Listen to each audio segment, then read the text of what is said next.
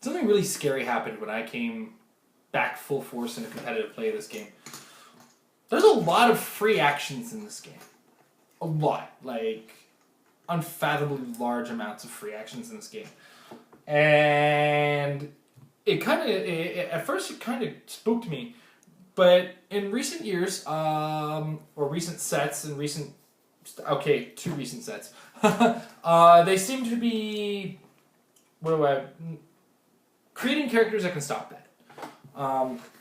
In this episode, we're going to be talking about stopping the free actions that are stopping you.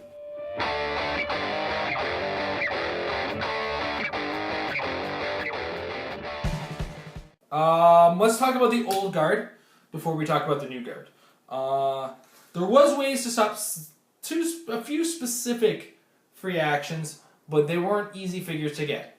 That, of course, is DISCRETION and Pandora, who you can only get through the Trinity of Sin, who you can only get by going to a convention or knowing somebody who went to a convention or sucking it up and paying some money. That's how I got mine. I paid a little bit of money and traded some stuff to get Trinity of Sin, which I really only wanted for the question and the Pandora. The Pandora turns your opponent's probability controls, all of them, and basically into theme props. They become an action token to use probability control. It's not an action per se, it is an action token. But this, what's great about this is that it slows down the pace of these powers that are out there, especially the question, who does the same thing for Perplex, but makes Perplex become a power action. So, as you can imagine, these characters themselves kind of turn to those powers and say, stop using that power. Because when you use powers like Perplex or Probability Control, you generally use them with impunity without worrying about action. When you have to worry about them being an action, they get a little bit intense. Now, the problem is that those two guys don't stop the actual threat of free actions in the game. That, of course, being characters like Brother Voodoo, characters like the team bases, characters like, let's just say any character can use Perplex or Outwit and then use Running Shot or Charge. Or anybody taking an action courtesy of Alyosha Craven. As you can imagine, these things can get a little intense. Poison is a free action. So, in order to kind of stop that, a couple characters have been introduced. One of them harder to get than the other two, so we're going to start with her, but that is the White Witch. She's a super rare, and of course she can promote into a super rare prime. She is a good figure. She's 3 damage with Shape Change, she's got Incapacitate, but her white movement power is where she excels.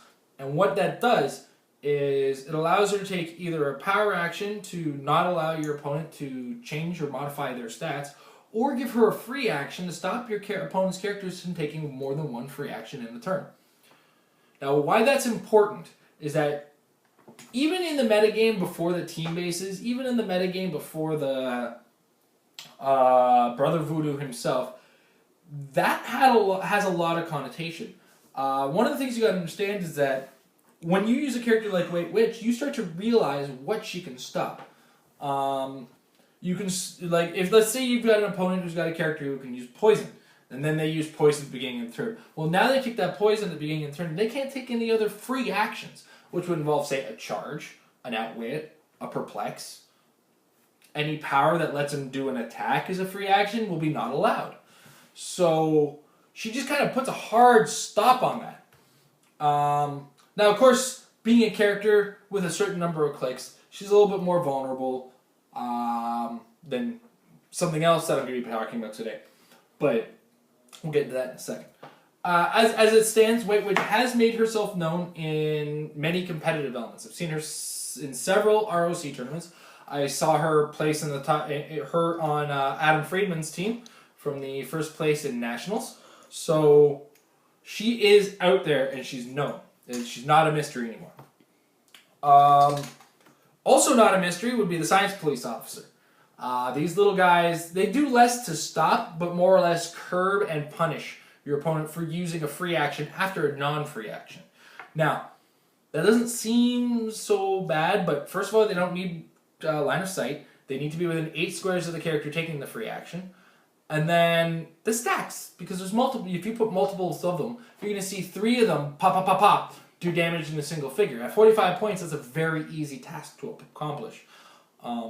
So he's pretty much a hard punishment to any Brother Voodoo out there, or anybody making a running shot or a charge. You've really got to kind of commit to knowing how to play against these guys in order to beat them. Now, this one's more readily available for those of you who are available to the organized play events. Some of you don't get out to them. Some of you might hear some good news with regards to that later. But that would be the Green Lantern Power Battery. Now, that's important because the Green Lantern Ring is very easily acquired through a scenario pack. Some of you are in venues where it's sold out, which is a shame. Pop that Green Lantern Ring in, keep green constructs on it, and all of a sudden, without the unfortunateness of the White Witch being or requiring, having limited clicks of life compared to the power battery, you've got a tool that does the exact same thing where your opponent's characters can't take more than 1 free action per turn. In addition to which, that can't be outwitted about this guy.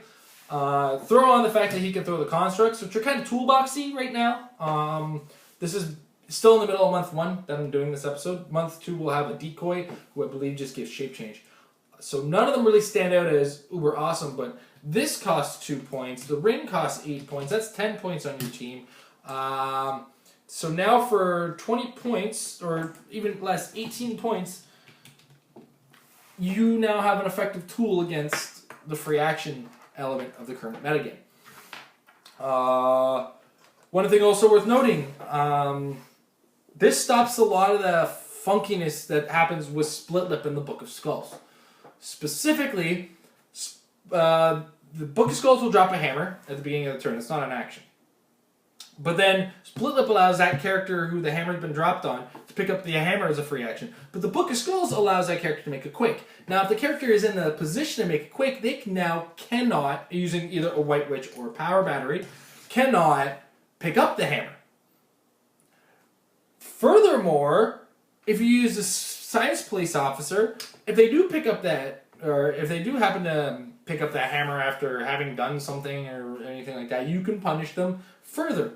Now that the science police is a little bit less, is going to happen a little less in contrast. But I mean, now your opponent no longer has that extra free quake to work with.